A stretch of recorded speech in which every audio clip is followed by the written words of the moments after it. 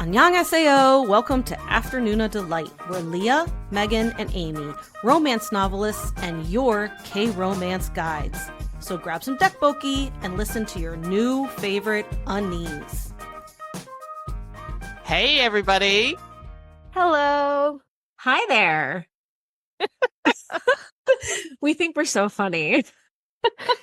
And I think we are too. Hopefully all you all listening out there noticed a little bit different of an accent coming from Leah there in the beginning. It's because it's not Leah. And it's not Megan, but it is me, Amy. And I have two very special guests today from Afternoona Asks. I have Sarah and Grace. Hello, guests. Hello. Thank you for having us. Thank you so much for doing this episode with me because I have been dying to do it. So right now, like the actual date that it is today, it's July 10th. And Leah and Megan and I have all been all over the place traveling, as have you two, actually. Like you both have been all over the place. And so we kind of decided that for July, we're going to do some what we're calling rogue episodes where we're doing stuff without each other and doing our own thing. And today's episode that dropped, hopefully you all listened, was Leah and Megan in New York, which I haven't had a chance to listen to yet. And I was about to ask Sarah how it was. And she tell me what you said, because it was exactly what I was thinking. Well, I haven't listened to all of it yet, but it had that slight air of unhinged, which happens when Megan and Leah do a podcast without you. That was the exact word I was thinking. They swear they're not drunk, but they really sound like they've had a few. I'm going to have to listen to my way to work tomorrow. I'm excited for that. That's hilarious.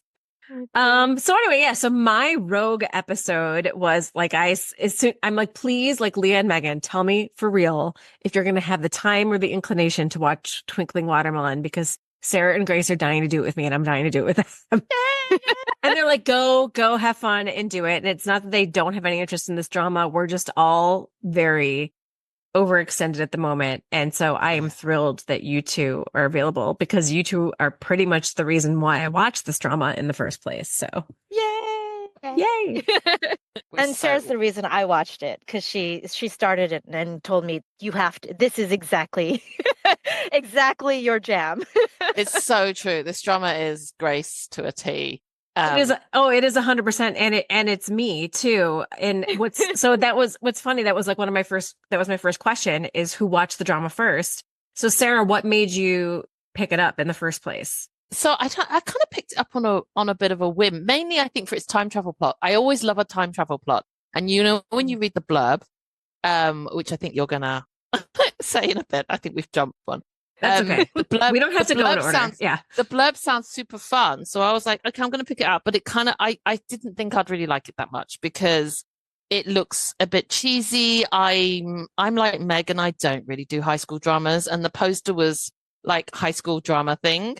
So I was like, I don't know if I'm going to make it, but let's see. And also, Chae-Hyun-wook, who is one of the main leads, I'm a huge fan of his. So I just thought, I'm gonna check this out because I do love him. And as we're gonna talk about, this drama is just constantly surprising, constantly, because it looks like a relatively low budget. I think it is a relatively low budget drama. It didn't, it's on Viki. It's not one of those prestige Studio Dragon type productions. So you kind of adjust your expectations accordingly. So every time it just kept surprising me by how amazing its writing was. The cast was great and just so many things about it.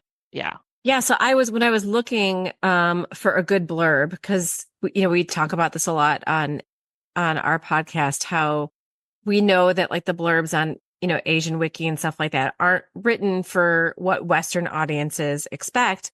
And then I found this blurb on Drama Beans and I was like, this is really cute. Like they did a really good job here. So this is the one that I wanted to read. So if you haven't watched Twinkling Watermelon, this is a non-spoilery blurb, but it's when a music-loving high school student is mysteriously transported back to the 1990s, he finds himself befriending his future father. The two play in a high school band, but their relationship is complicated when our hero's father starts crushing on a girl that's so not his future mother. It's like, that's so good. So nice job, Drama Beans. Yeah. That was a perfect blurb. It was. And one of the ways I remember, I think I sold it to Grace. I mean, the time travel thing, which I think we're going to go into again, is so Grace's jam. But also I sold it to her on the writer. So the writer is Jin Soo Wan, and she wrote Chicago Typewriter, which is a drama that Grace loves and has wanted me to watch for like ever. I still But it's haven't watched not- it either. Yeah, but it's not on Netflix anymore. Well, it's not in the UK. It's not easy to find. So I have to find alternative routes to find it, which then always puts an extra barrier, you know, to watch it on Totally. Prime. I don't think you can find it anywhere anymore, unless you're gonna go somewhere real shady. I didn't realize they took it off of Unfortunately. Netflix. Yeah, a while It's ago, because I wanted Yeah. to rewatch bits of it. Yeah, but That's a shame. I wonder why they, I mean, it was probably a licensing thing, but I wonder why it ended or they didn't renew it or whatever. It is Yeah. like, so I had, this is way off topic, but I'll just throw it out there as far as like finding things and not wanting to watch them on shady sites. It's not that I'm like totally against shady sites. I just can't stand all the ads. Like I can't, Oh, like that God, is yeah. like, that is Yeah. sensory overload for me. So I just recently got back from a trip overseas, and on my flight back, one of the things I was on United, so props to United for this, because one of the movies on the movie, in the movie library was Secretly Greatly, which I had been wanting to watch forever and could not find it anywhere. So I watched it, and I'm actually going to do a snack on it for the Patreon because I was like, yeah, I cool. finally got to watch this movie. But I'm the only one who's able to watch it because it's not anywhere. Because it was on the, you'd have to fly United. You need to fly just United take to this watch it. specific flight on this route, then you can watch this Right? movie. If you're in the US and you want to watch Secretly Greatly, take an overseas trip on United, and it's in the movie library. Do you know, it's funny because so I've just done I've done quite a lot of flights, but I flew back from Hong Kong, and that was on my plane too, but they only had it in Korean. I think maybe Oh. because Cathay Pacific obviously it's an Asian airline, so Oh, it so they didn't doesn't have subtitles? they didn't have subtitles, and I was like, Oh. Kim Soo-hyun is just No, they had subtitles. They had subtitles. no, Yeah, no. I mean, I wouldn't Yeah. be able to watch it otherwise. It was very unexpected. I'm looking forward to talking about it because I didn't know what I was getting into, and it had all of the, like, just like K-dramas can do, it had like all of the genres in it, all of them. Brilliant. So I love that. So Secretly Greatly, just to put the pod, it's a movie with Kim Soo-hyun, and he's in the character that many of you probably already saw because he was that character as a cameo in Crash Landing on You, where he's in that green tracksuit playing a fool. Yeah. And I had no idea who he was when I watched Crash Landing on You. Me too, Like, me too. how Yeah. awful is that? How terrible to not know who Kim Soo-hyun is. Yeah. I have to say, like, the cameos in Crash Landing on You, like, I've had to go back and look because Jung Kang Ho's in it as well. He's like an ex, like our favorite like cardio surgeon from Hospital Playlist. Yeah, right? yeah, He yeah. plays one of Sun Yeah. Ye-jin's Yep. ex-boyfriends. I Yeah. remember that. Yep.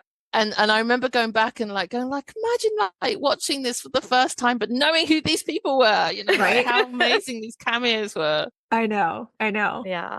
So anyway, yeah. You know, we're K-drama adjacent here, but it still works. Okay, so you started it, you tossed it over to Grace, and Grace, I mean, you were sold immediately, right? Immediately. I mean, I think I didn't watch it immediately because I don't know. Was it around the holidays or just before? It was just Life was before. busy. It was September to November. Yeah. Yeah. Life was busy, but like once I started watching it, I was immediately in love. And it's partly because it's a time travel drama, but also it's like the relational element of it. Yeah. Because like for me, the time travel like genre is a go-to for me, partly because, you know, I love just being in the nostalgia of it. Yes. Yes. And it's not like I'm trying to go back to like a specific moment in time in my memory because my long-term memory kind of sucks. It's just like I don't know, it's kind of like the aura of that time period that it just like fills me with warm fuzzies. I don't know. I totally get it. Yeah. Yeah. Yeah, like my long-term memory is like reserved for like cringe things that happened 30 years ago, or like commercial jingles, like commercial jingles. I was actually thinking about this.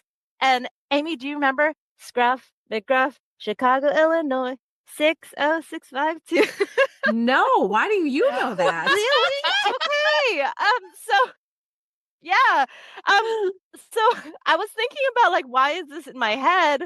And I looked it up and apparently it was like syndicated all over the country as like Scruff McGruff was this crime prevention Crime fighting dog. Like he would say, I take a bite. He takes a bite out of crime. Like I remember that. Right, Yeah. exactly.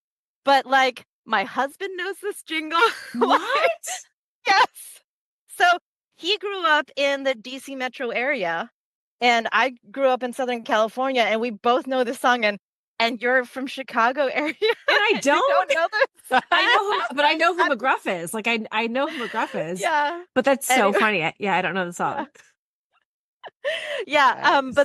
But yeah, the other part is, and I think Sarah said this really a lot more eloquently than I'm about to say it, but it's like, I'm not into the time travel as like a people going back in time to change specific events, but more as a way for people to like build relationships or repair relationships. Yes. Or like clear up misunderstandings. Like I love that so much.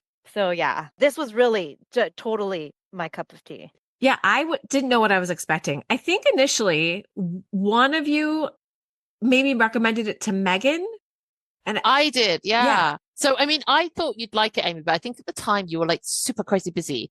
And I'd been bugging you like nonstop to watch Moving. And I thought, I'm not going to bug you to watch another drama because you'll just be like, just go away, Sarah. So I thought I would bug Megan instead because she was at that time, she's got busy recently, but at that time she was like chewing through dramas. So I was like, you have to watch this. And we did a deep dive of 2521 together. And I felt like, I mean, 2521 is not the time travel, but I felt like it had a lot of the similar themes. Yeah. So two of the things that we really loved in 2521 is that actually the main relationship for us in 2521 is between the two best friends, like the two girls. And I feel like that echoes Twinkling Watermelon. And then also Chae Wook is in 2521 as well. He's the second male lead in that. And she fell for him the way I fell for him. Okay. And he kind of plays a similar character, slightly goofy, but really super charming, like utterly like wonderful character. And he really stole our hearts in 2521. And we wanted to see more of him. And I was like, he's in this drama, so you need to. Okay. And so I totally did not know that. Yeah. Okay. And then also she had watched My Perfect Stranger. And we still we're talking about doing a deep dive on it because we keep thinking about that drama a lot.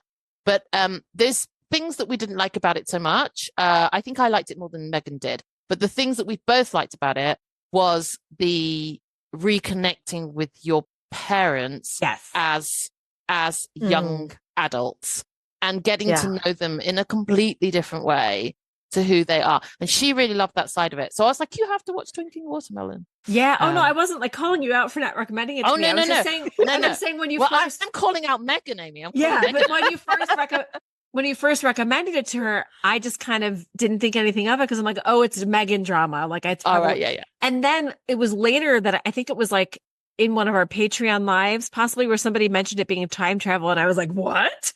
And then I was like, totally, I'm like, well, I need to check this out. And then in the very first episode, I'm like, this is nothing that I thought it was. Like, I had no idea what I was going into. And I was like, it like hooked me in the heart, like immediately. Cause it's a father-son story.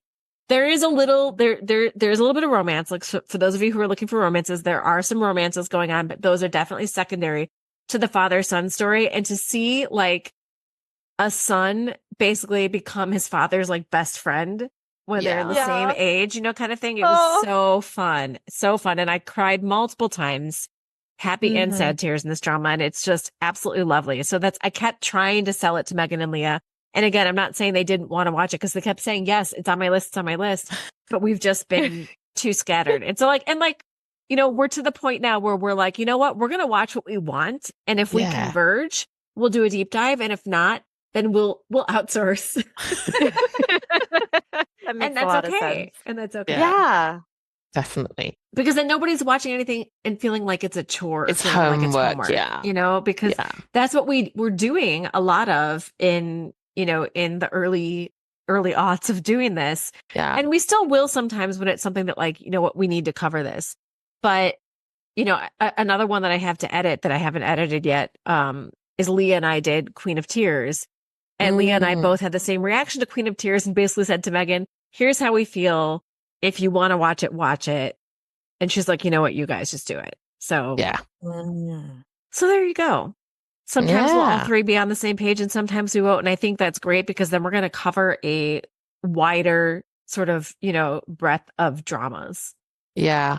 And I do think sometimes, like, if you're doing something like, so I had something similar. So on Afternoona Asks ND, my two co-hosts, Jay and Francie, Jay is like a huge The Untamed fan, which is the C drama, kind of as boy love as C dramas can get, historical. And she's like this mega fan, and she's like, I really want you guys to watch it. And it's like 54 episodes long. So I was like, I will get to it eventually, but I think Francie started watching it, and then I felt like I had to, but I wasn't actually really in the mood for it. So I bailed out. I think I watched 15 episodes and I bailed, and I'm just really sorry. It's just not working for me. And I don't want to be a downer on a drama that you're such a fan of, and that I think the podcast that you're going to do is going to really celebrate it, because I don't want to be the person in the corner going, yeah, but, you know. And then I listened to their podcast and they're so excited, and I'm really glad that I didn't actually join in and be that downer. But I did think, like, listening to how much they loved it and how enthusiastic they felt about it, I was like, if I had watched it without feeling like I had to for a podcast, would I have felt, if I'd waited till I was in the right mood to watch 54 episodes of a historical Chinese drama, and because I have to be in the right mood and the right space for it, would I have approached it differently? Would I have felt differently? And yeah, so I do actually think that it does color the way you look at a drama. Sometimes if you kind of, you know. Yeah. It's the same thing. Like, my kids are teenagers and my daughter is a huge reader. And I think it was in middle school, she was assigned to read the book Scythe by Neil Shusterman. And I don't know if you guys know that series. It's a 3-book young adult, like, dystopian series. And I loved it. And so I was so excited that she was reading Scythe. And she was like, meh, it's because it was an assignment.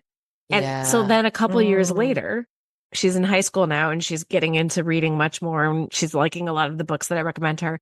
She's like, you know what? I think I want to go back and reread the Scythe series. And then she liked it because she was in the right frame of mind for it. And it wasn't like somebody saying, here, you have to read it. You have to answer these questions about it, you know, that kind of thing. Yeah, totally. I feel that a lot about the texts I had to do for my English A levels, which are like the advanced kind of, I feel like they've ruined whatever books I did, because you just do them to death and you have to like memorize so much and overanalyze it. It just takes all the joy out of anything from the book originally, because it just becomes like a pain. Yep. Yeah. Absolutely. And I used to be one of those teachers who had to do that. I was an English teacher and I was always like, I'm going to make you guys hate this book so much. It makes me so sad. Oh, no.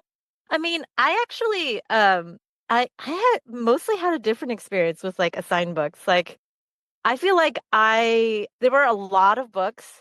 So actually my teachers didn't specifically assign them. They said, here's a list of books and you can choose whichever ones to do book reports on. And these are the point systems, like, for basically how advanced it is, how many pages it is, etc. And like, I found some of my favorite books just off of that, you know. That's list. great. Yeah. Good teachers. Good teachers. I think I read my very first romance novel off of one of those lists. Ooh. Oh, they had a romance novel on your list. That's cool. I would consider it, well, so maybe it's not a romance novel. But like, one of my first, like, it's about a woman and her like love life, etc. In the end, I think it's like her romance with herself. But it's called A Woman of Substance. Yes. Is it what's her name? Something Taylor. Taylor Bradford. Yeah, Barbara Taylor Bradford. Yeah, I think I've read that. Yeah, but it's the first time I read a book like that. That was like centered on this woman. Female centered, Yes, exactly. About her experiences, about her loves, etc. And so I was like, I think that was like a gateway for me. Oh, that's great. Yeah.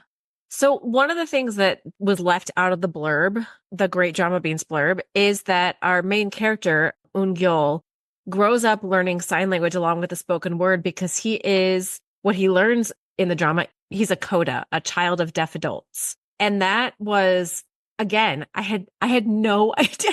Usually I will like read like the blurbs and find out so much about a drama before I started.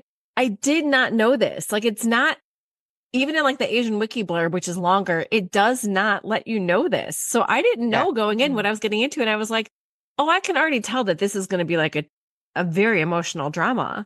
Yeah. And because it already starts out with like this, he has a brother who is hearing impaired and both of his parents are. And so you see that he has this great relationship with his brother, like right from the get-go. And then you see, little snippets of him with his parents and the good relationship that he has with them, but also the sort of like heavy weight of responsibility that he has because his father calls him at one point early on, the voice that connects our family to the world. Mm. So what do you think about that? Especially like from a young age, the sort of responsibility that he feels being this sort of bridge for his family to those who can't communicate with them. Yeah.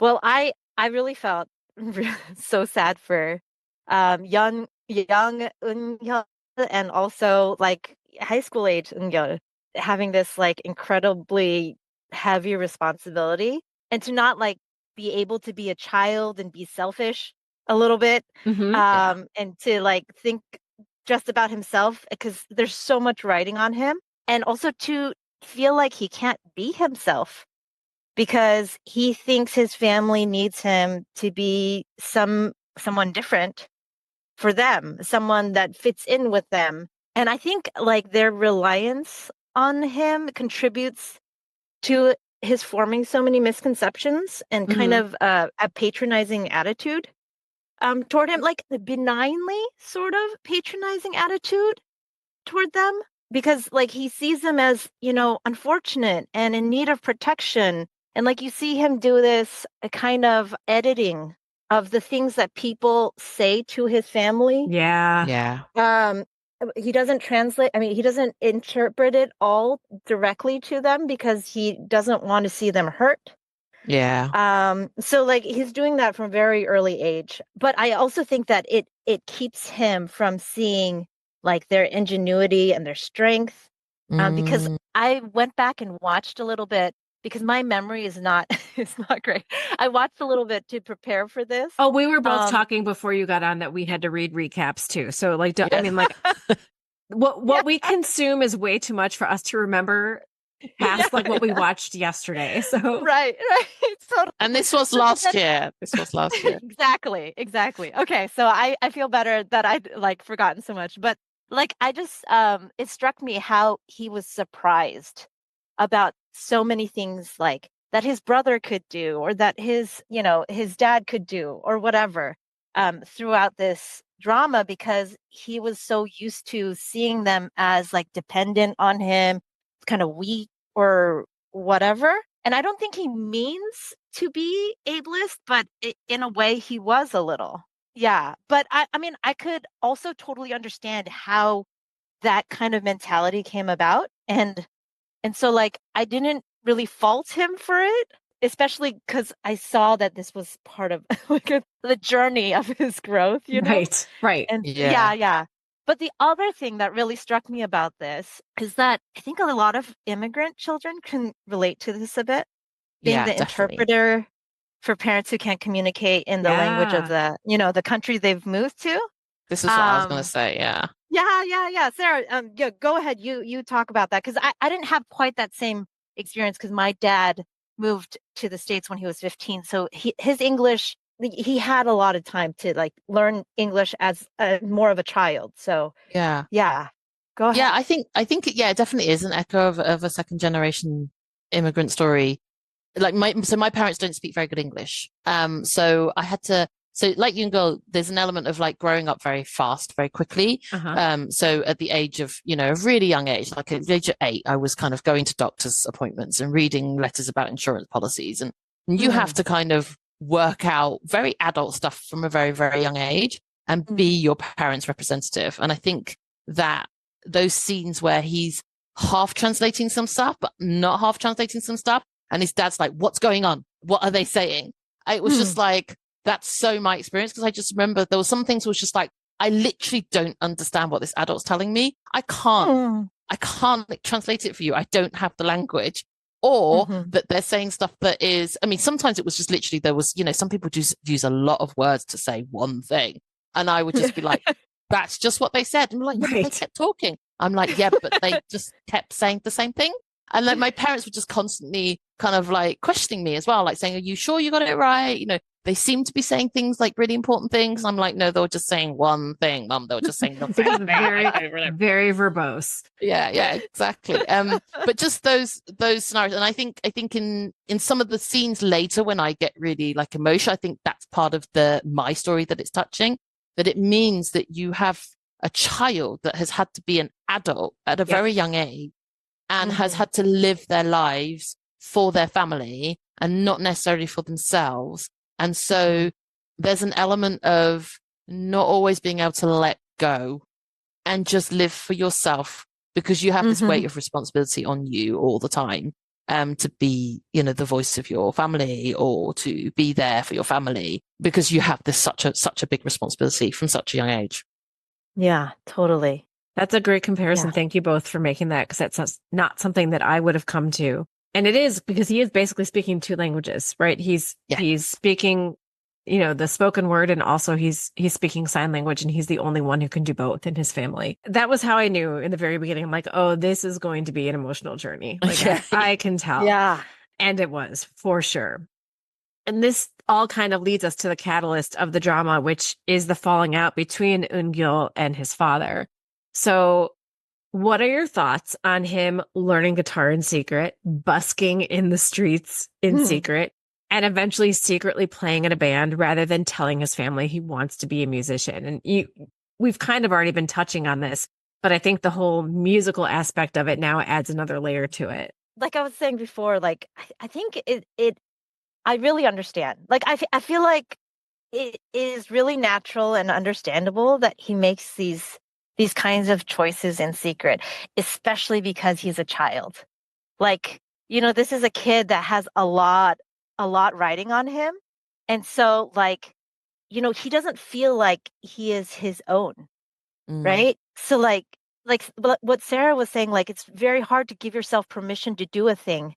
And then it's even harder to share with the people you think you're taking your time and your effort away from for yourself, to share with them that I'm taking this time and effort that, you kind of expect me to give to you, and I'm doing it all for myself. Like it must have felt, really selfish. And of course, after like a pivotal moment in his like younger childhood, it's not just like he feels this responsibility. He also feels this like kind of paralyzing guilt. Yeah. Like for having let down, how do you say that? Having let down his family. And so like, loving music, playing music, it feels like very much a world of his own, and like one that has a lot of baggage for so many reasons. And so I can totally understand him being like, I'm just going to do this in secret. Nobody needs to know. Like, this doesn't have to be a big deal. Like, nothing's going to come from it. Right. Right. And like, I think very early in the first episode, he talks about how music's the only legal drug. Like, so that's how he feels about it. It's this like secret, guilty pleasure, forbidden thing. Exactly. Yeah.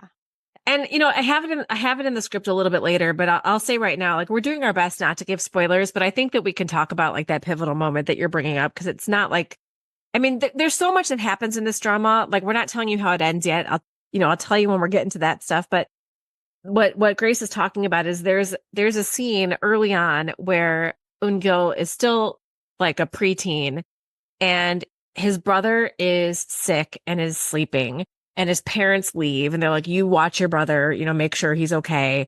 If he wakes up. And he's like, yeah, sure, absolutely. But then of course he sneaks out and goes to the music store where he's been learning how to play guitar with the man who owns the shop. And what happens while he's out? A fire.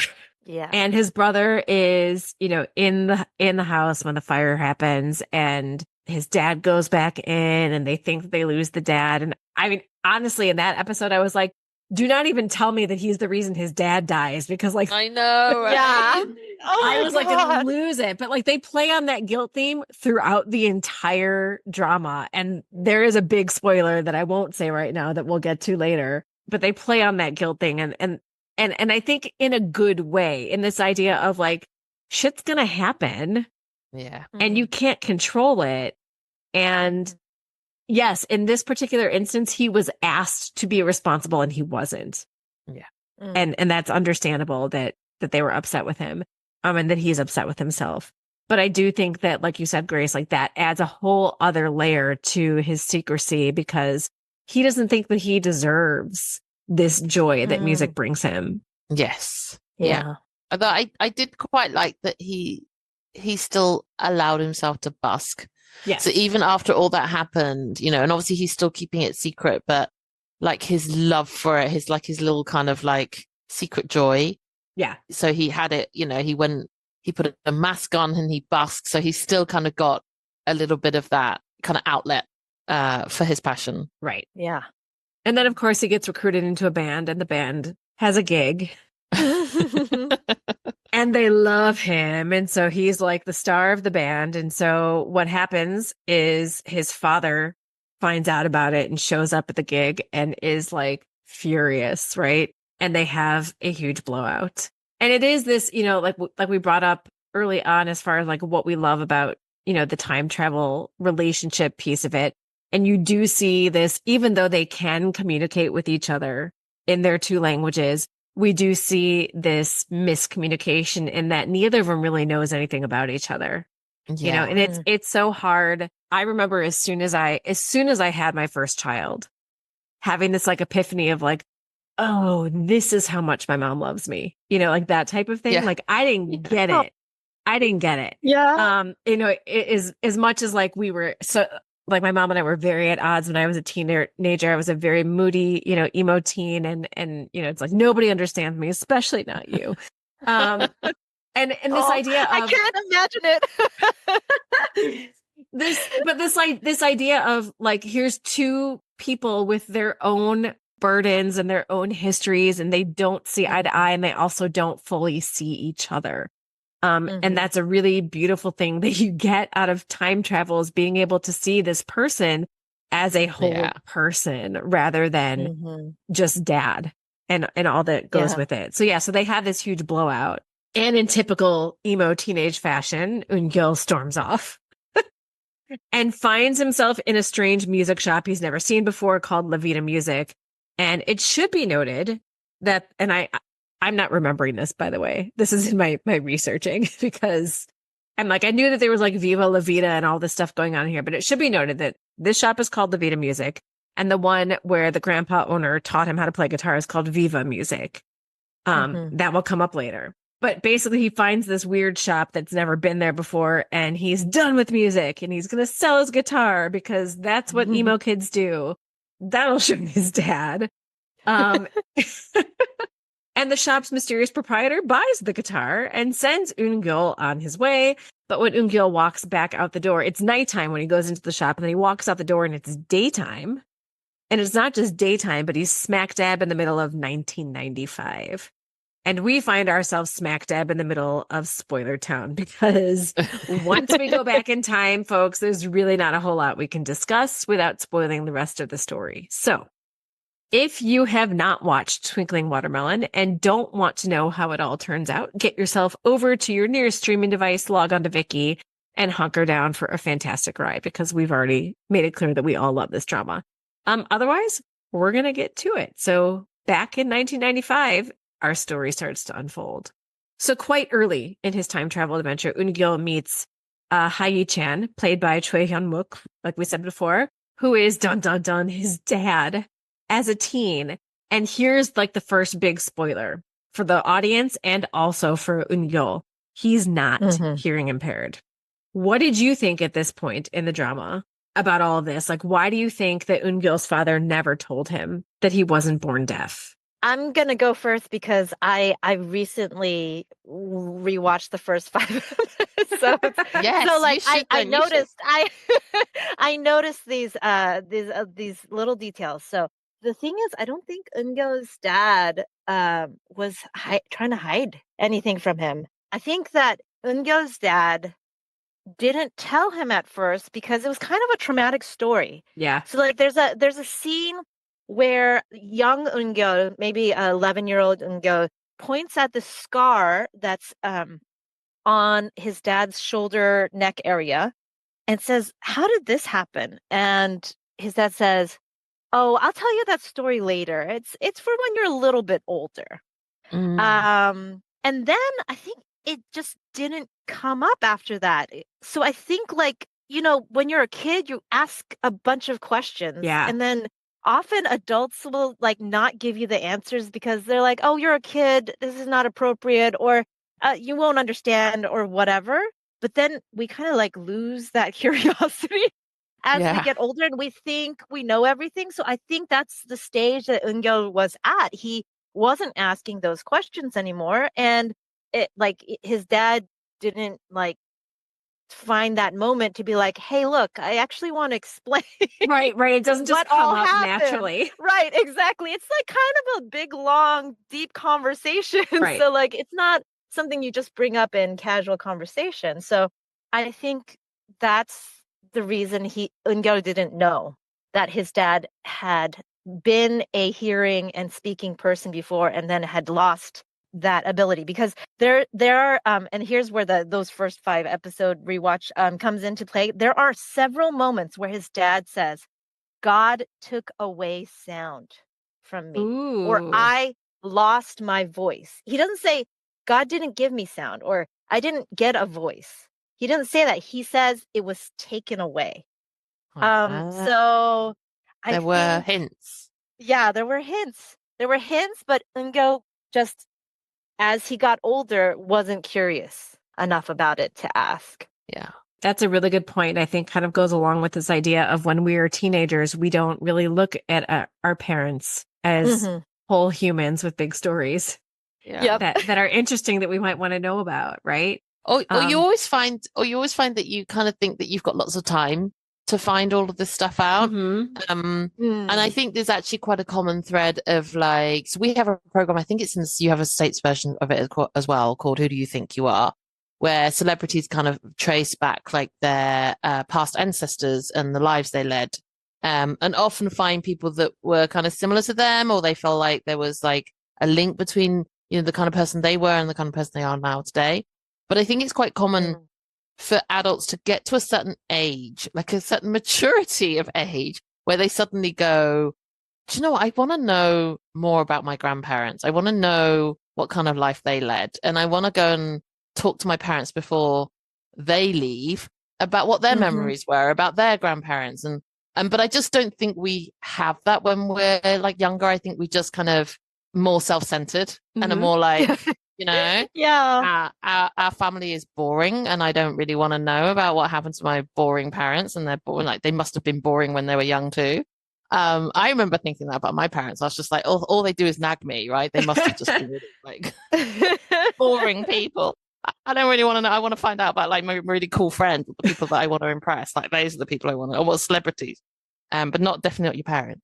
But yeah, for me, I just think what a great plot twist and what a great jumping board, because some of that early emotion for this drama is Yoongeul's like, "Oh my God, my dad can hear me," like wonder, with music, with playing his guitar, with being able to sing with him and jam with him.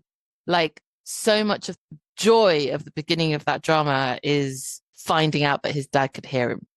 And I think that was one of like, what a great like kind of plot device, right? Really, really great. Totally. I also love that like one of his first reactions is, "Oh my God, my dad is speaking to me," and man, he's better looking than I would have thought.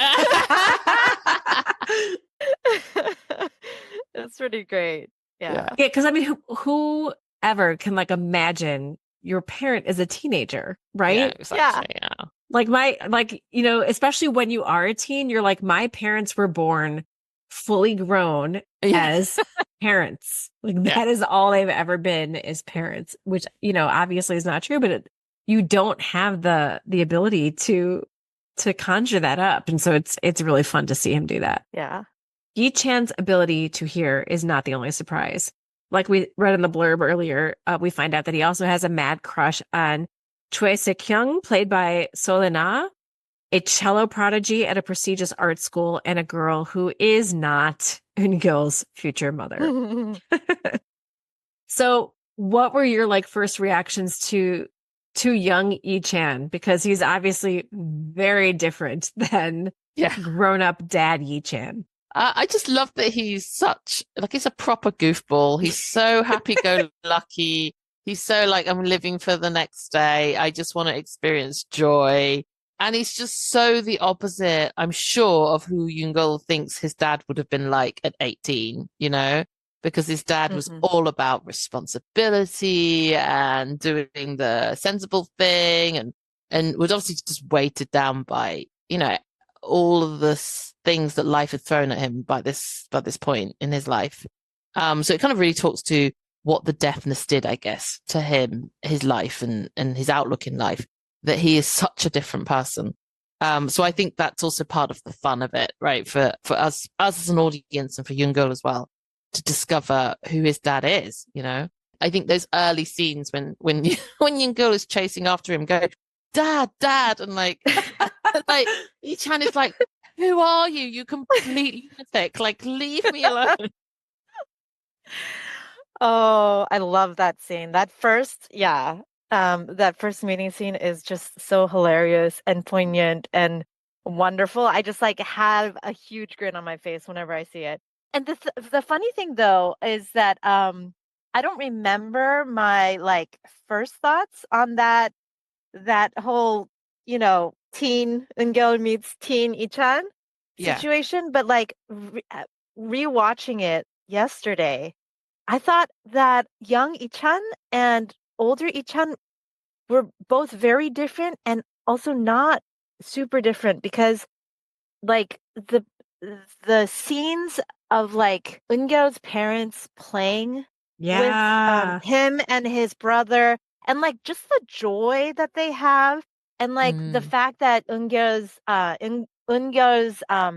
dad is like kind of like a sociable person and like positive and outgoing even though it's really hard for him to connect with people because you know there's that basically a language barrier.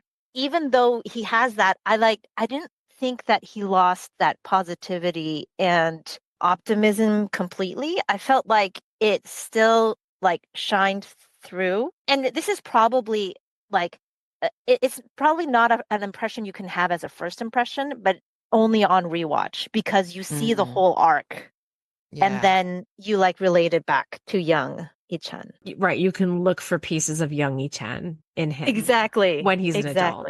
But that's a really good point, like bringing up the playing, like when they're playing in the snow and even like when he, you know, tells like stories and stuff like that. Like he's very playful. He's got a very playful personality, even as an adult. Yeah. But then he also does understand like the weight of financial responsibility. Yeah. Yeah. And what it means if you neglect your studies and are busking in the streets and playing in a band. So yeah. I mean, but I thought that couldn't be the everything for the explanation, like all of the explanation for like his reaction to Eun-gyeol playing the guitar. Like he must have a bunch of baggage. Of course. Too. So yeah. Which you don't know, right? You don't know that early on because you don't know. You don't know that. Yeah. It's only a rewatch. Yeah. Exactly. Yeah. But yeah, he's such a goof when we first meet him and he's so funny and he's like girl crazy and just chasing his crush and yeah, so funny. Yeah. Such a great character. So charming. Like really just full of life. Like I said this in our year-end recap, but it's just like even though Twinkling Watermelon is kind of a weird name, I really felt like it encapsulated this character. Like, he was sparkling. He was. Yeah. He really was. Overflowing with life. So Ingil's first order of business is to find his mom and get his parents together. He also needs to find out what caused his father's hearing loss because he's, once he realizes he's stuck for right now, he doesn't know why he's in 1995. So he thinks that it is to obviously get his parents together and save his father from losing his hearing. And, I feel like this is where we kind of see what I kind of liked about this, because we see him in the beginning. We see him as a sort of disgruntled teen who's got a lot, who's got a heavy weight on his shoulders. He wants to have this thing just for himself, but he also doesn't want to disappoint his family. How does that behavior, in his present kind of mirror what he thinks his purpose is in 1995? Yeah, I think for me, it's all about his family again, and it's about his parents, and it's not about himself. And actually, I think for us as an audience, I think we really enjoy seeing those moments when he gets to be the child he never got to be and do the things that he never got to do guilt-free, like being in a band, like goofing around, having bandmates, sharing his love of music. And then, later on, and I think this is absolutely his arc right through the whole story of working out that he can let go and he has a life himself that he should live that is not to do with his parents or feeling responsible for them or for his family or being the representative of his family. And I really love this scene. This is probably spoiler town, but we're in spoiler town, so it's fine. Yeah. scene when he's about to have a kiss and the voiceover says, in that scene in 1995, he realized he's 18 too. And I was just like, I love that. I love that. Oh, I had forgotten about that. Oh, that's a really good one. Yeah, I mean, my comment is very similar to Sarah's, but it's like, Amy, you said earlier something about how he wants to control things. Like he's like immediately in it when he's gone back in time, instead of being like, whoa, cool, like, as Right. Sarah said, experiencing this like interesting like phenomenon, mysterious phenomenon, and like enjoying himself. He's like trying to take responsibility for everything. Like he's not like, oh, my parents will meet and they'll fall in love and then I will exist. Like he's like, no, right, like it obviously happens because he exists, right? Yeah. He just can't let things happen. He has to like do stuff. He has to make things that he has to be the driver, like he is, because he's so used to being that person who is like in charge or like has to be relied upon. So I like that. And also he's like automatically in that. Yeah, his purpose as well. So like I feel like his purpose as a Coda child was like, I am the voice of my parents. So even when I go back to 1997, what is my purpose? Like what is my what do I exist for? It's not for himself, it's to get his parents together. Yeah. And save his dad. Save his dad from a future that he thinks was detrimental, to his happiness. Yes. Yeah. So let's talk about Ichan and Chunga's official meeting or official meet cute, sort of. Because she gets locked in like the PE storage room by some bully girls which is like a thing that keeps happening in K-dramas at the moment, by the way. Like, have either of you seen Atypical Family? No, but this is like a core plot point in Atypical Family, and I'm just like, it's just this like I know that school bullies is a thing in K-drama, or in Korean society rather, but is being locked in a PE storage room also like the thing? It happens in a shop for killers too. It happens in the shop for exactly, yes, yeah. And it happens, and it's when she's a selective mute too. Yes, yeah. So, I know. I feel bad for I'm not saying there's not bullying everywhere because there is, but like there's some pretty harsh bullying that happens in K-dramas that that's upsetting. And so so she's locked in the storage room, and he winds up in the storage room hiding out because he has snuck onto her campus that is not his school because he's trying to like chase down his crush, Se-kyung. So like much hilarity ensues in all of the things here. But like, what were your thoughts on their meeting? Because he's in there with her and he's worried about being caught, and he's like covering her mouth and telling her to be quiet, like knowing nothing about it. And like her reaction to him, like there's a lot to be said in what's not spoken, I think, in that scene. Definitely. I mean, for me, I'm just going to say kudos for the way this drama shot Cho Hyun-wook, because he is just so dreamboat for her. Like, you could just see exactly why she's got this huge crush on this guy, right? The whole saving the books from falling on her head thing, which gets replayed quite a few times, Yes. often in slow-mo. And you're just like, you could be the 18-year-old version of her and just go, oh, like, yeah. Yes. I totally fall for Yi-chan too. Absolutely. And then after the scene, when he's holding her hand and pulling her and running away from the storage room, there's that classic K-drama shot where we as the camera, we as the audience are the person he looks back on. Yes. And you're just like, oh, again, like I have a crush on you. Like, yeah. I just kudos to this drama for kind of shooting him so well, but also letting us old Ajumas kind of like relive this kind of like 18-year-old teen crush. Seriously. It really is like a reliving that, because like suddenly I am 18 again. You know?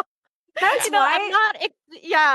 I was gonna say that's why. Like, it's funny because we've talked about this, how like Megan does not like high school dramas. Like, and I've been able to like shoehorn some high school dramas in for her when it's time travel going back to high school, right? Like she loved Lovely Runner and she loved A Time Called You. So I like snuck those in under the belt. But I think that's what it is. Like, you know, Grace, you brought up the nostalgia of like going back in time to begin with. We have the nostalgia of the 90s, which was like that time for a lot of us.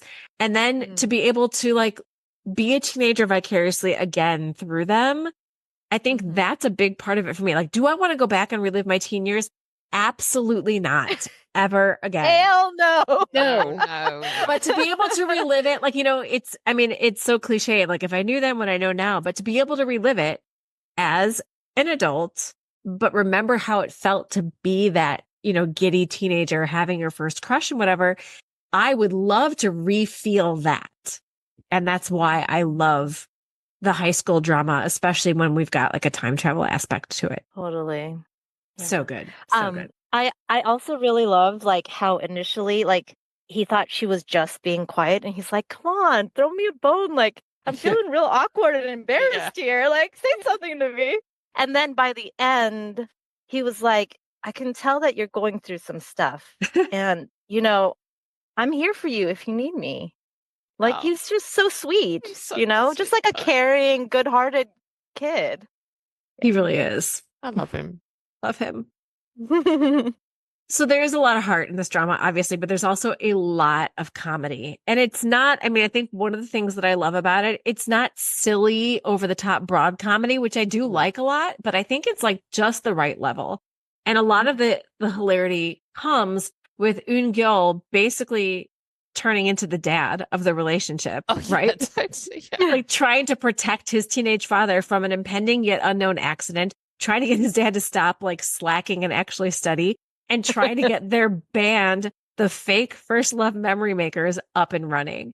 So what is one of your favorite like funny moments in all of the teen dad relationship stuff? I love this so many different scenes. In fact, actually, now we're talking about Chung-ah and Lee-chan as well. Like, I really love that scene when Yoon-go says, "You're meant to be in love with Yoon Chung-ah," and then Lee-chan is like, "I don't know who she is."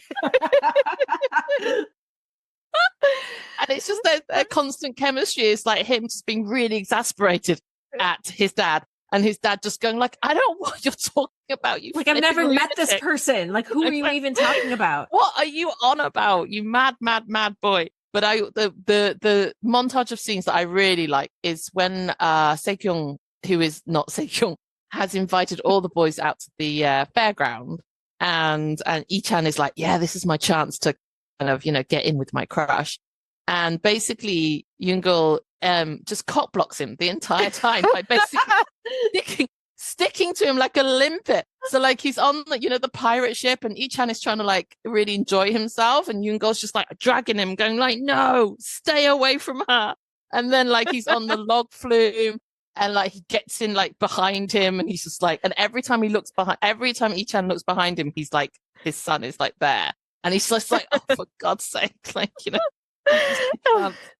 this is my chance to get with my crush, and you are just constantly cop blocking me. It was really funny. yeah. And like Really I don't like gay panic as comedy, but I think it's dealt with pretty well here.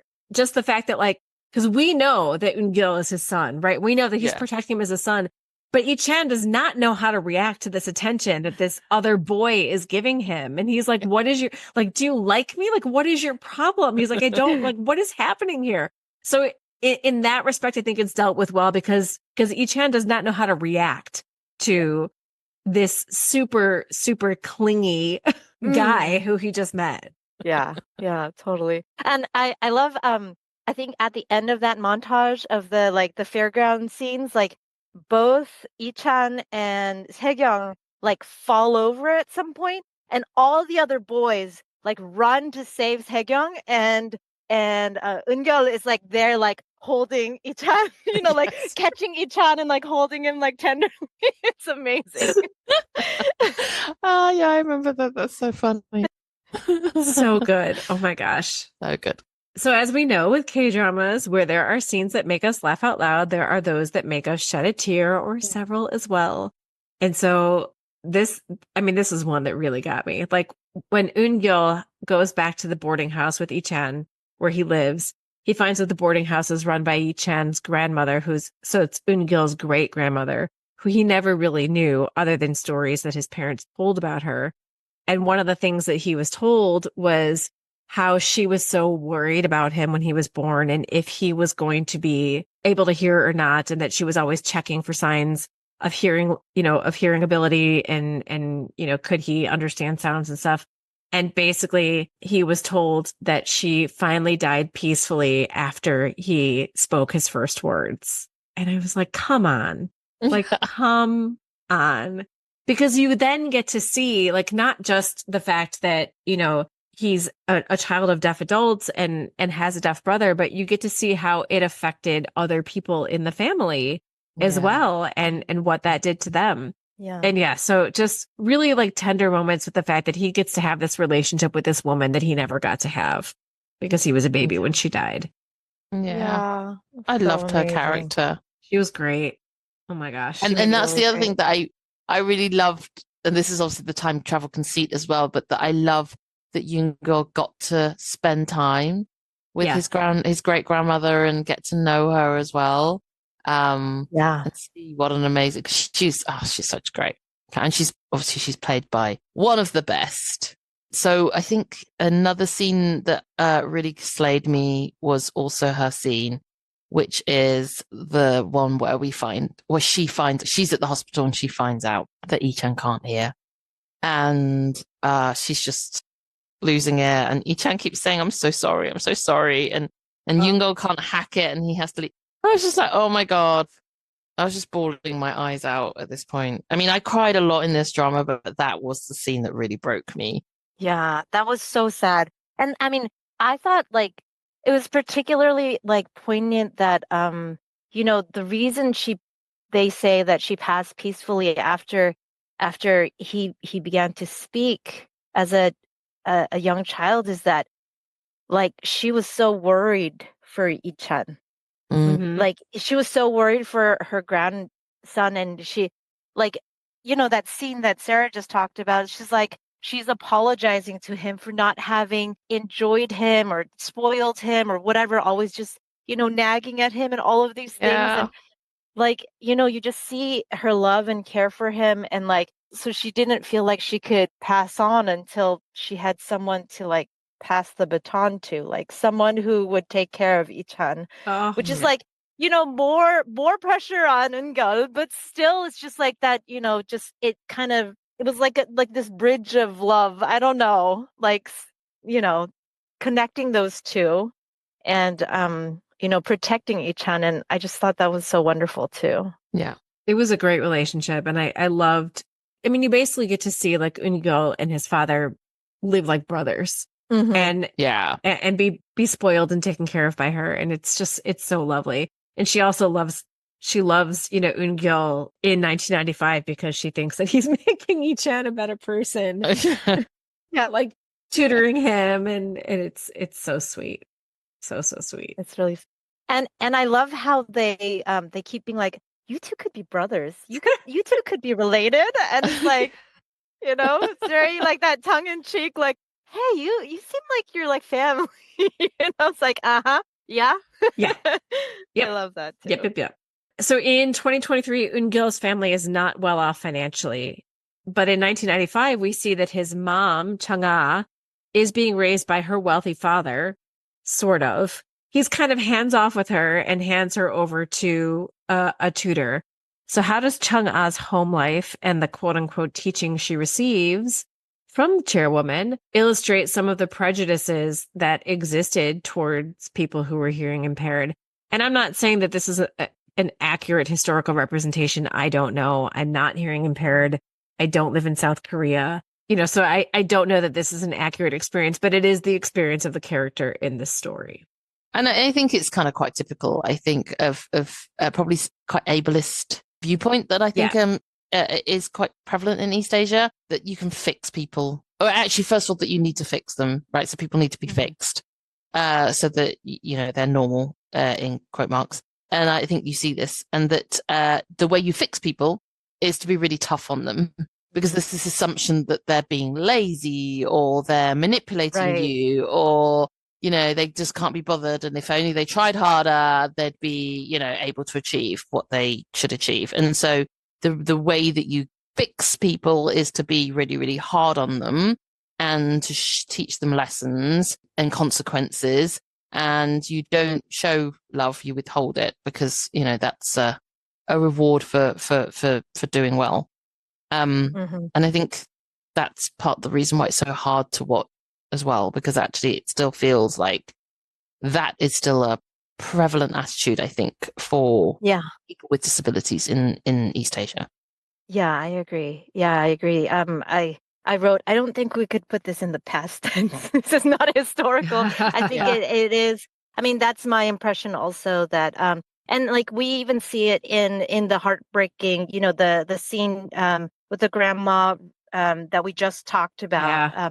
She's like, what did you do to deserve this? You're such a good person. Like, it's like kind of like, I don't know if I should call it superstition or like folk beliefs that basically like, disability is a, misfortune that happens because someone did something to deserve it. It could have been your parents. It could have been you. It could have been somebody, like someone of your ancestors or whatever. So I think, that attitude is prevalent still. I don't know how widespread among like younger people, but among older generations. And then also, I totally agree with what Sarah said about like quote unquote fixing people so that they can quote unquote be normal, but also, and we see this with Chung-a's character, it's if you can't be fixed, you should pretend that you're normal at least. You should pretend so that's part of the reasoning for her not being taught sign language, is like you have to learn how to read lips so you can pretend that you're normal, that you don't visually signal to everyone like, hey, I'm not normal, quote unquote, Yeah. So, and I mean, it may have to do with like how homogeneous the society has been and how hierarchical it is. Like you're supposed to play a role, so you're supposed to conform. So if you can't actually be quote unquote normal, then you at least have to pretend to be. And that's, I think, what they were doing with Chung-ah. Yeah, I totally agree. Yeah, because she was forbidden to learn sign language. Yeah. It was so rough. Oh, yeah. But then, of course, our hero, Eun-gil, teaches her because he's the best. Okay, so Sarah, I think, was it you who mentioned earlier Sik-hyung, who was not really a Sik-hyung? Yes. Yes. So I was like, this was a good twist. This was a Choi great twist. Sik-hyung leaves to study, like in 1995, Choi Sik-hyung leaves to study abroad in the US. And because Eun-gil has met the adult Sik-hyung in the future, he knows that she left for the US and never came back to Korea until she was an adult. But back in 1995, when he's there, a week after leaving, she shows up again in South Korea. Or does she? What did you guys think of the character of Eun-yu and what her plan was? Because that was a huge twist. Yeah. I'm curious, actually. How long did it take for you to figure out she was not Taekyung? I didn't think she was. Almost immediately at it, like when she was selling her stuff on the street. Uh-huh. I think that's when I was like, this is like, it was a totally different personality.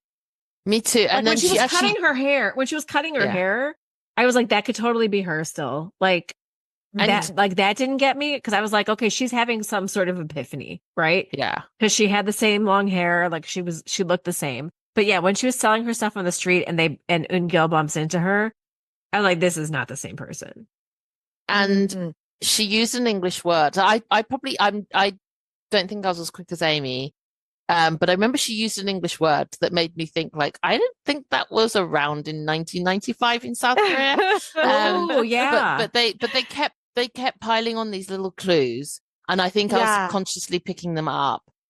So relatively early on, but not straight away like Amy, but relatively early on, I did think, have they done another time travel? Mm-hmm.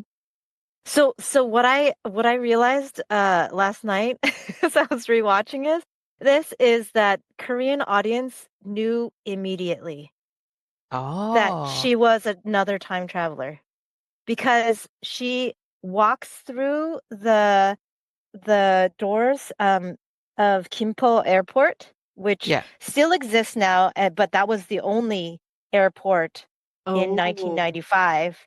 And her luggage tag says ICN JFK. And ICN is the Incheon airport code. That's good. Yeah. That's so good. Yeah, I did not get that. Yeah, I didn't catch that the first time I saw it. So like last night when I saw it, I was like, oh, everybody else knew immediately. Wow. Because they really now you said it, I think I remember they have a shot, they do quite a long shot of that luggage tag. I remember the thinking, JFK. Yeah, I remember thinking like, oh, they're obviously trying to tell us something here, but obviously I didn't know what that was. Yeah. That's really good. I'm glad you figured that out. Yeah, definitely. That's cool. And so, who is Eun-yu? She is Taekyung's daughter, who somehow looks identical to Taekyung. So much so that she's played by the same actress. Despite being adopted, that was like okay, Oh, right, no. I won't question. Taekyung was adopted. Oh yes, Taekyung. Sorry, Eun-yu, Eun-yu is her biological daughter. Yeah. And her plan is to, I guess, content warning. Yeah. There's at this point that she is feeling very hopeless about her parents' split, and so she's suicidal. So there is some small discussion or like some scenes that show her like feeling these feelings and wanting to end things, but then she is scared about it. So she's like, my plan is to make my mom not end up with my dad, and then I just cease to exist. Yeah. Pretty wild. Wild. It's a wild plan. And I just thought it was so clever of this writer to put not only this character in, because it just ties up. Well, then the other leads get to have a romance that has an actual ending and is not like, Yoon-gul falling for like a woman 30 years older than him. But then also the fact that she has like opposing goals to him in a way to help create that conflict through this part of the drama. As well, and obviously that she's on her, and I did actually really enjoy her kind of like she's trying to find her first love, and she's trying to test them with like chili food and like in clues and stuff. So that was like that I thought was really fun, very funny. Yeah, she's trying to find her mom's first love, who she doesn't think is her dad. Yeah, and so she basically thinks her mom will be happy because her mom is miserable in the present. Kind of drinks a lot to drown her sorrows, and she feels just kind of stuck. And so she thinks that if she sets her mom up with the guy who is her real first love, that she'll make her mom happy, even though she'll cease to exist. And that gets in the way of Eun-gil making sure his parents get together, because she's like, maybe my mom's real first love is Ichan. Yeah. Mm-hmm. Yeah. Yeah. I love that. So it's a big hiccup. And I like that, because you know that Which is- there's chemistry. And so, yeah, Mhm. to at first think that she is Sik-young, that's problematic, Mm-hmm. but she's not. And so they both have been Yeah. sent back for some reason. Mm-hmm. And we don't really know what the time travel rules are in this world. And I'm okay with that. Sarah and I were talking a little bit before you got here, Grace. I'm like, anybody who's going to come at a time travel drama and like harp on the rules, like that's not what we're here for. No. Like this is we No. don't have like physicists like trying to explain like the space-time continuum or anything like that. It just happens, and we believe that it happens, and we're fine with it. And I'm totally fine with the sort of reveal at the end of who's doing all this too. I don't care. But anyway, but one of the things so like Eun-gil and Eun-yu are both in constant contact with the mysterious shop owner, because that's how they both got to 1995, is the music shop owner. Her with her cello and him with his guitar. Because like her mom, of course, she's also a cello prodigy because her mom wants to live vicariously through her. So they're both sent back for some reason. We don't know why, but we do know that like Eun-gil is like warned a little bit like of the butterfly effect, which lets him know that he does have the ability to possibly change things, right? So what is the big thing that he wants to change? Like we've already brought up, like he wants to make sure his parents get together, but he also wants to make sure that his dad doesn't lose his hearing, because he thinks that's what will solve all of his dad's like woes. And like, his it's own the woes. ableist, it's the right in his own. Yeah. It's the ableist perspective that he has, is that obviously the reason why my dad is the way he is because he can't hear. And so I need to fix that. Right. Did you want him to be able to? No. Neither did I. No, because as Yeah. you said, that's the ableist. Yeah. I mean, that would have been the ableist outcome. And also, it would have been too easy. And I mean, not too easy, but, like too much of the type of time travel of I'm back here to change a thing that happens in a moment in time. Yeah. And I didn't think that this drama was gearing up to be that kind of drama. Like it felt very relational from the Yes. very beginning. And so like I had a little bit of nervousness that they were going to throw in the ableist outcome. But Me Me too. too. yeah. But I also was like, this doesn't feel like this kind of drama, because the focus here is really on the relationships.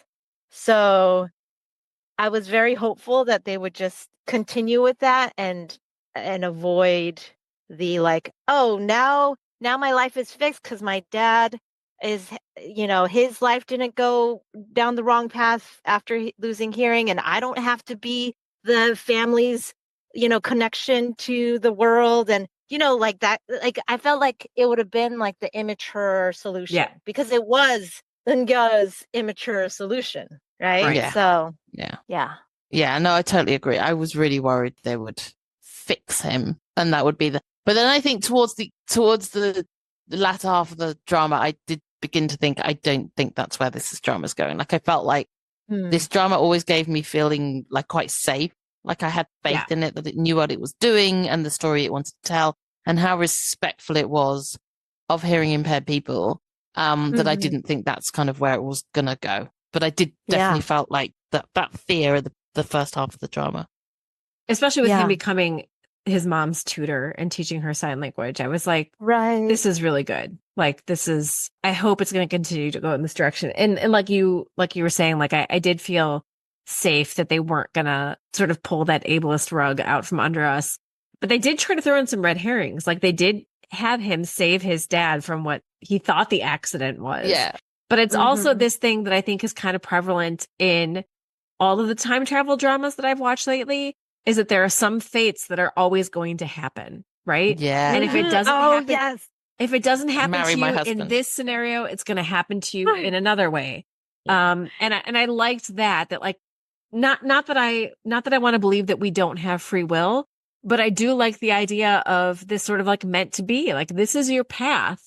Yeah. and this is meant to be your path, and it's the right path for you, Yes. even if it doesn't seem like it in the moment. And so I liked that they had that sort of red herring, and they gave Ungil that false sense of security that he saved his dad, when in actuality he just helped another accident to happen. Yes. Like, talk about more guilt. Yeah. And well, I mean, like, just because I already threw it in there, we don't need to go in order. Like, so what do you think about the accident? And like, we're talking about the guilt of the fire from earlier. And then here comes the quote unquote accident, which is actually the chairwoman who gets fired for basically abusing Chang'e.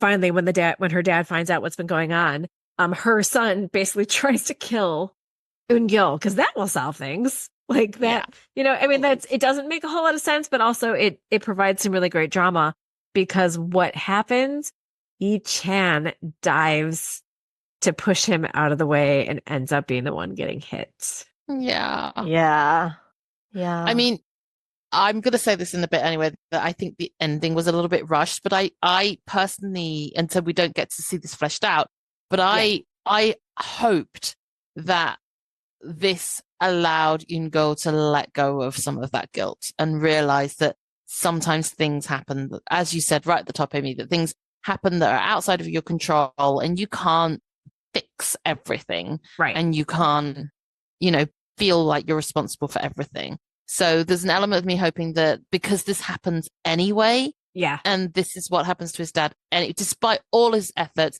all of their kind of like clues looking for like when this was going to happen, and that he still wasn't able to prevent it because it wasn't actually ever in his control to do so. Yeah. I really hope that, Eun-gil's character, like, even though he doesn't exist like in the real, like, I hope so too, like that he had that realization. And also, it's not just that not everything is in his control, but like some things might happen because of other people's choices. I don't remember if we ever learned how Ichan got into the accident originally. I don't think that was ever revealed, but like based on how like kind of reckless and impulsive and like exuberant and like good-hearted he is, like at the very beginning he steps into oncoming traffic to grab a balloon for a kid. Like and that's what leads to Eun-gil's realization that he lost his hearing from an accident. So like I think it was a he's drunk doing drive. those things. I think it was a drunk it? driver. Yeah, I think so. I think in the because Yoon-gil's younger brother, whose name I've forgotten, met with present day Eun-yu because he had a crush on a cello player. Oh, right. Yeah, they had a conversation about his dad and the accident. Yeah. And it was that's right. That's right. Drunk driver, I think. Yeah. But even so, Eun-ho was his name. I just looked it up, just so we know. And I think it's his older brother, actually. Oh, sorry. I is think it? Eun-ho Right. is his older. Yeah. But in any event, like, I mean, whether this can be true. What I'm about to say can be true even in a drunk driving accident type situation. But like, I feel like, like Ichan was always going to be that kid who was going to put himself into harm's way to help other people, to save other people.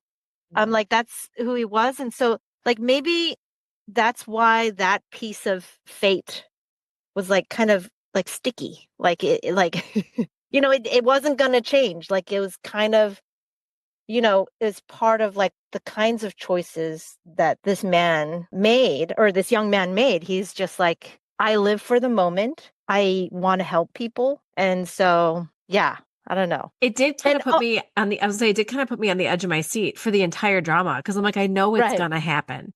Yeah. I know it's going to happen. Yeah. When's it going to happen? Yeah.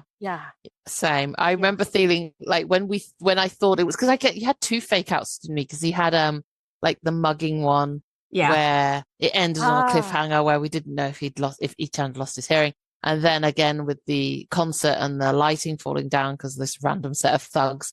And I do remember feeling like really relieved that plot point had kind of gone.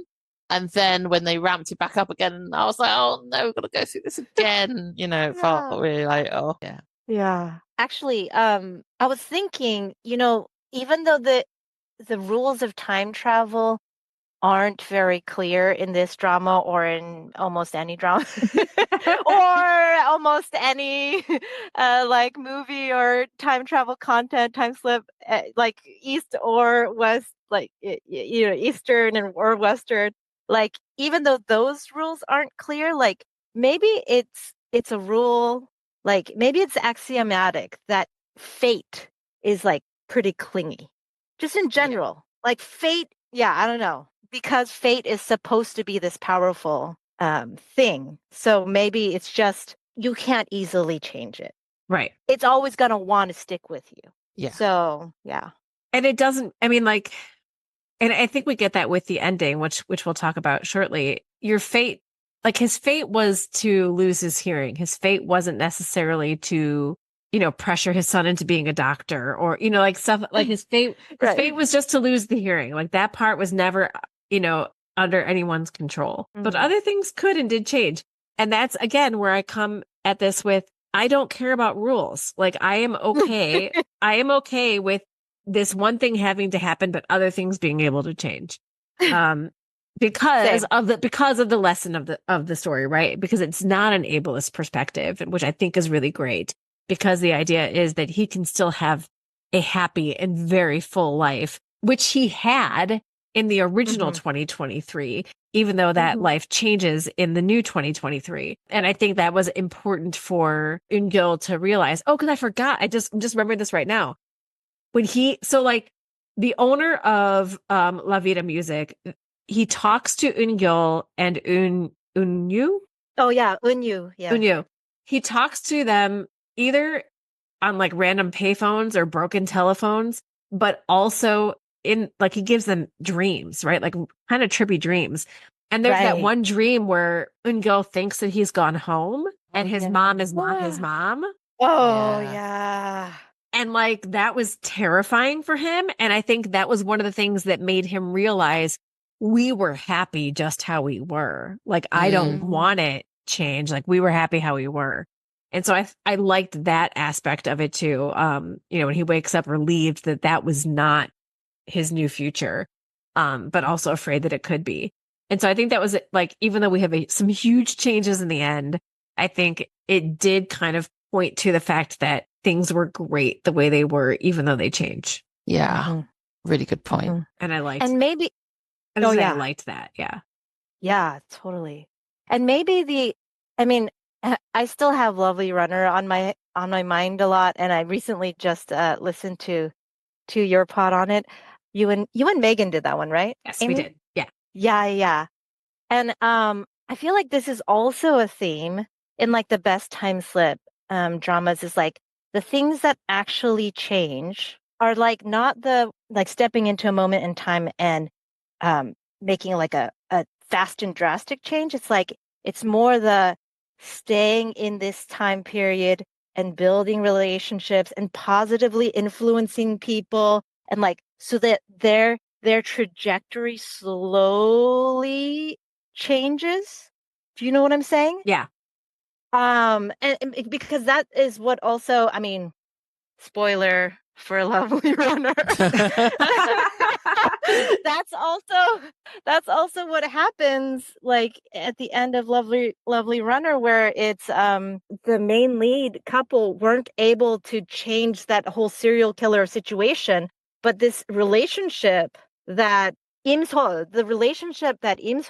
develops, this friendship with the second male lead who becomes a cop. Yeah. Like she positively influences him, like just very slowly, little tweaks of like making him believe that he has potential. Yes. And he shouldn't just throw away his life. That's what ended up making the difference. Yeah. I feel that. like this is the same, like, like Eun-gil teaching his mother like sign language, kind of connecting her with her father, his maternal grandfather, whom he hadn't ever met before. Like that was kind of what changed the trajectory of her life.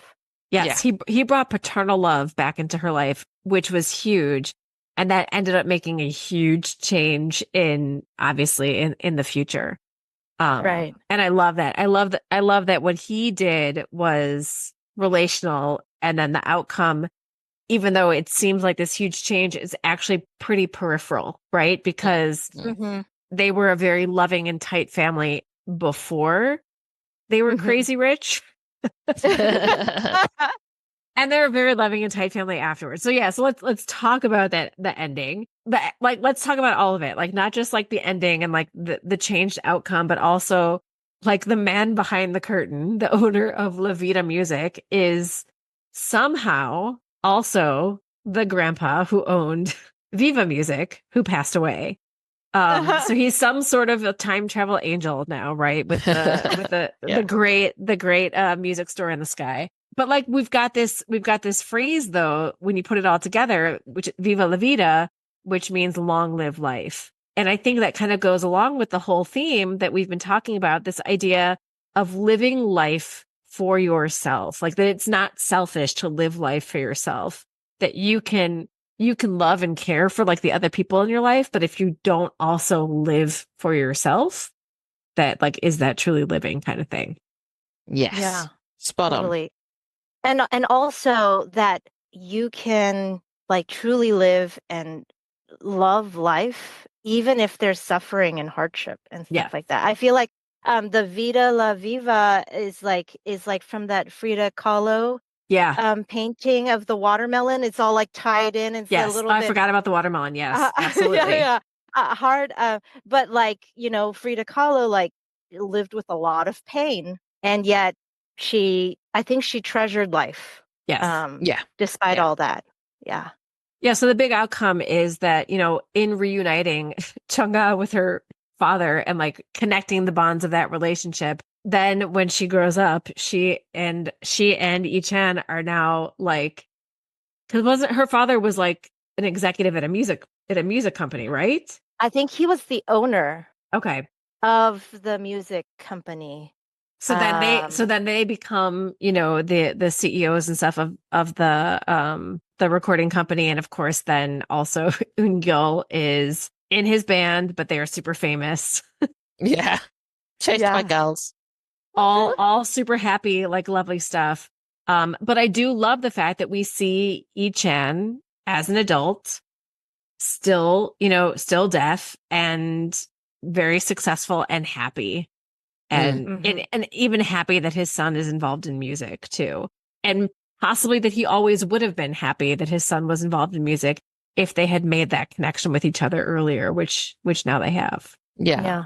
And I'd like to believe that if the time travel thing had not happened, they would have come back together and his father would have supported him. Agree. Like, I do too. I think that that's the kind of man he was. So, Yeah. I agree. yeah. Yeah. And the other thing I can't remember the exact details, Sarah, maybe you remember, or Amy. But like also in that last episode, it's not just that they're now all rich and they're all like executives at this or like Ichan is an executive and Chonga is an executive at this music company. Like I feel like the way that they shot it, there was some like news coverage of their anniversary event or whatever, the big event in the final scenes. And the way they shot it, like it seemed like there had been like strides made in inclusivity Yes. for Yes. for deaf people in Korea. So like I feel like I felt like that was amazing too. That they showed like, hey, if you can, get like if you gave you gave Chonga this new way to communicate and this connection to her father, and then she was able to effect change, Yes. not just in her life, but in like society at large. Like I thought that was really neat too. Yeah. Yeah, I agree. I think loved it was kind of promoting sign language, I think, wasn't it? That she did Yeah. something along those lines. Yeah. I do remember us discussing this, I think, in in our year-end pod that like this drama for me was perfect, but my quibble was just with the ending and not in a usual way, but in the way that sometimes K-dramas flub its ending. Like I don't think it flubbed its ending. If anything, it was my issue was just I just wanted a bit more, which is quite a nice thing in the K-drama. But I felt like it just needed a bit more. Like, I think one of my main things was like Ichan and Chunga's relationship was one of the things that I really fell in love with. And where we left the drama, obviously, in some ways I get it, because it's like, let's let fate work it out. Like, she's been sent abroad and he is now deaf, but we know that they will come and find each other and create this family. But I kind of wanted to see some of that, like even just a montage or something. Like, I didn't need to see like the whole thing, but I felt like that bit didn't feel finished for me. And I also just wanted a bit more father and son bonding time. Because they were so good. They were so good, but I felt like they were like the main relationship of the drama. They were. And I was so looking for, like, because one of the things I really love about time travel dramas is when you get back to the present, finally. And then all these things that you know about each other, or you've learned about each other, have come to be, and you are changed fundamentally through this drama, through the journey. And then that you then approach that relationship with a completely different. And I wanted to see some of that like come to fruition. So that was just me being picky about. But I totally agree. They could have. This is a drama that could have had more episodes, and I don't often say that. Like, I'm usually saying like this could have been 4 episodes shorter, right? Yeah. And this one definitely could have had more, because it did have more development that we could have seen happen, and I would have liked all of that. Was there, like, it's been a while since I've watched. I know it's been longer since you two have watched, but wasn't there like a little hint at the end that Eun-gil was the guy from the past, like that Yi-chan like kind of figured out who he was? Yeah, he dropped the cassette tape. Yes, that's what it was. Thank you. I'm like, what was it? I'm like, it was something. The cassette tape with the single. Yes. Yeah. So he realized it was because that was the unfinished song, wasn't it? Yes. Yes. And then a bunch of Ichan's friends whom he didn't lose touch with in this timeline were like, doesn't that kid look really familiar to you? Oh yeah, because they were his bandmates. And then, wait, what about his name? That name also, you know? Oh yeah. How would you forget? But I mean, that's, time travel stuff. Who cares? Right. Exactly. Who cares? The technicalities. I think we're all in agreement here, though, that this was a wonderful drama. Like, so good. I'm so happy I watched it. It's one of those things that when I started watching it, I was watching it obviously like by myself, as far as like, my pod mates, that I kept messaging them saying, you have no idea. Like, this is not what I expected. It's so emotional. I've already cried. Now I'm laughing. Like, everything that you want a K-drama to be, I think this is. Yeah, definitely. And I know it was a big patron fave as well. I think pretty much everyone who watched it loved it. But I also want to take the opportunity, Amy, to kind of sell you a comp. I want to sell you a comp that I made Grace watch it as well, and she did really like it. So it's 18 again. Okay. Which stars Lee Do-hun, and it's kind of very loosely based on 17 going on 30. Is it? I always get the name. 13 going on 30. Yeah, the Matthew Perry. No, it's 17 again. That's that with the 17 again. Yeah. So yeah. Okay. Yeah. So he basically starts out as like a grumpy like dad, and he time travels back. And actually, his son is played by the actor whose name you're going to help us with, Grace. Oh, Yeon. It's very, very hard. Yeah, it's very, very hard. But he plays his son in this drama. So you have Lee Do-hyun playing like boomer dad, and obviously he's the same age, kind of like similar age to Royun.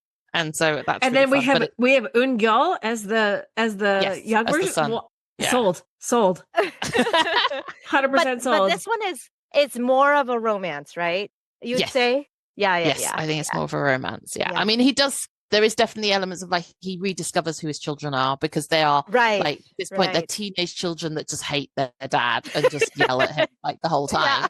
And so he kind of like goes back in time and befriends them as actual teenagers, he's their peers now. That part's great too. Yeah, but then you have this slightly icky thing of like, well, he's kind of like trying to rekindle his relationship with their mum, but but he's an as a adult young- in his 18-year-old body. Yeah, exactly that. Oh yeah, yeah. there I is mean, that, there's so many of those body swap type things where you Yeah. you just have to let go and be like, he's 18 now. He's 18. Yeah. Yeah. He's an 18-year-old. he's We should have to let him be yeah. 18. Yeah. But No, Edith I'm sold. That's awesome. Edith is amazing in it. Did you watch the Glory? Have you watched the Edith drama? Did you watch the Glory? I did. Yeah. Yes. So you know his magic. So he's Yes. so good in this. Absolutely. And I cried so much in this drama. Oh, and the other thing to sell it on you, second male lead is We Had June. What? Yes. Right. So you're What? now like What? triple sold. Why have I not watched? Are you kidding me? yeah. I was already sold, and now 100%. And you brought up Moving before, and I know that you've been wanting me to watch Moving for so long, and I really want to. But the problem with that is that I need to try and convince my son to be my partner to watch it with me, so that I have somebody to tell me when I can stop covering my eyes. Because I watched Heroes. Heroes, and that was back when I was still married, and I watched Heroes with my ex-husband, and there's some graphic violence in Heroes that I was like, no, thank you. And so that's really what has kept me from diving into that, even though I know everybody says it's so good, like you included. Although you did watch Shop for Killers, did you watch that with your son as well? I didn't. I watched that one by myself. I don't know how I did that. Because I remember listening to the pod going I think she's going to be okay with moving. Because although the Shop for Killers thing, I think you and I were similar in that I think it's quite well telegraphed when the stuff is going to happen. And also, So Shop for Killers is not violent in the first half, because the first half is through a child's perspective. Yeah. And then we get to the second half and all hell breaks loose. And I was like, well, now we are getting into some graphic violence. Yeah. Well, actually, Moving starts there. Moving starts as the high school drama, actually, with no violence. Okay. And the violence that does happen is superhero on superhero violence, right? Which I find easier to hack because it's not human on human. And I mean, that's usually how I am too. All of us are dead. I can do zombie violence. I still throw my hands up over my eyes sometimes. But anyway, we're getting way off the topic here. Everybody who wants to tell me to watch Moving can tell me to watch Moving, but I'm going to watch 18 again first because I am so super sold on that. So there you go. Sarah, I know it's almost 1 a.m. for you. So thank you so much for staying up and doing this. We're in such crazy different time zones right now. And I know all of us have been traveling well outside of our normal time zones as well. So I'm so glad we were able to make this happen. I'm so excited to be able to put this podcast out there, and just thank you both so much. Yay. Thanks so much for having us. It was a lot of fun. I loved it. And we'll see you all next time. Sometime the Afternooners will be back together, but not yet. All right. Okay. Thanks, everybody. Annyeong. Annyeong. 감사합니다. Thank you for listening to Afternoona Delight. Where can you find us outside the pod? Head on over to afternoonadelight.com. That's AFTERNOONADELIGHT.com. You'll find links to all our social media, our book recs, K-pop and K-skincare recs, and if you want even more Afternoona Delight, because really who doesn't, you can join our Patreon, where you can choose the patron level that's right for you. Join in daily K-drama conversations, listen to bonus podcast episodes just for patrons, and participate in our monthly live K-drama support group via Zoom. We can't wait for you to be a part of the community. Until next time, annyeong!